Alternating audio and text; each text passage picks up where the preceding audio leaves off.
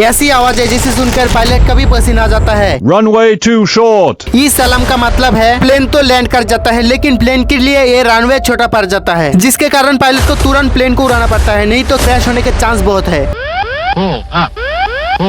इसका मतलब प्लेन के सामने बड़ी पहाड़ या फिर गलत एंगल से लैंड करना, जिसमें बहुत चांस होती है प्लेन को क्रैश होने का।